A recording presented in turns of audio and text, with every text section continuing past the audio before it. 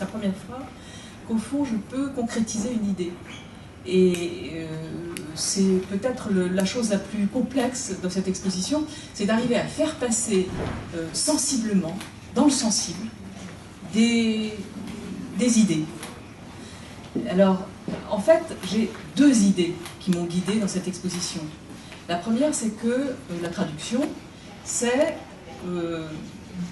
ce qui a constitué notre civilisation, et je mets toujours des guillemets à notre, parce que je ne sais pas du tout quelle est la largeur de ce nous, ni ce que nous veut dire. Donc, c'est ce qui a constitué notre civilisation en Méditerranée. Donc, je pense que c'est parfaitement adapté à un musée comme celui-ci. Le musée des civilisations de la Méditerranée, eh bien, c'est la traduction qui a fabriqué le passage d'une langue à l'autre, le passage d'une culture à l'autre, qui s'est appelé à un moment au Moyen-Âge, a été thématisé sous le nom de translatio studiorum, c'est-à-dire transfert des savoirs, qui est en même temps un transfert des pouvoirs et un transfert des langues, depuis le grec, en passant par le latin, jusqu'à l'arabe, et en se dispersant dans le monde entier.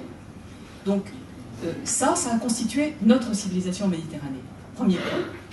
Et la deuxième grande idée que j'espère vous verrez concrétiser au cours de cette exposition, c'est que la traduction, c'est un savoir-faire avec les différences.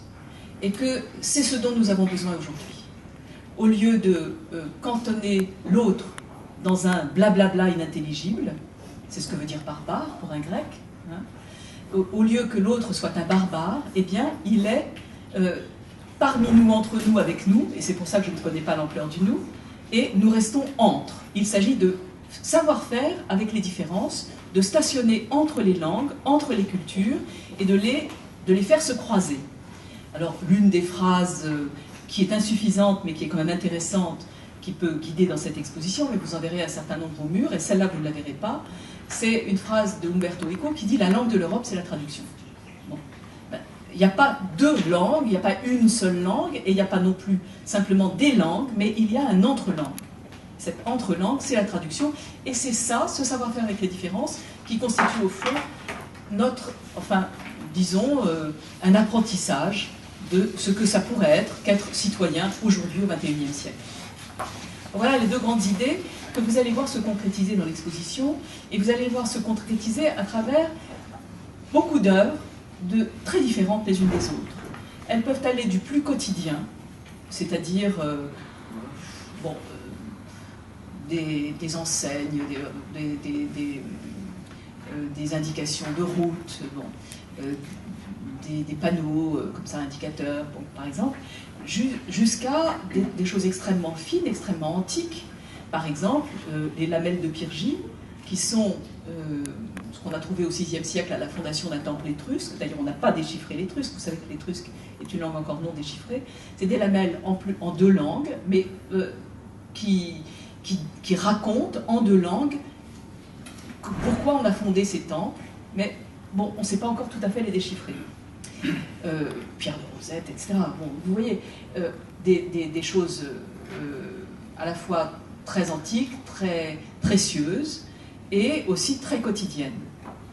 Donc, c'est à travers les époques, à travers les savoir-faire, que vous allez voir des œuvres, véritablement des œuvres. Et parmi ces œuvres, il y a des très beaux tableaux. Par exemple, il y a deux Cranach, un Luther et un Mélanchthon. J'insiste sur le T. qui sont là parce que ce sont les grands traducteurs de la Bible qui ont fabriqué nos langues vernaculaires. Luther, en traduisant la Bible en allemand, a fabriqué l'allemand, puisqu'il a décidé de le traduire dans une langue que parlaient la femme, l'enfant, l'homme du marché. Bon. Et vous allez voir se déployer devant vous des choses à la fois étranges, belles et quotidiennes, les deux, et qui vont de la plus haute antiquité à l'époque contemporaine.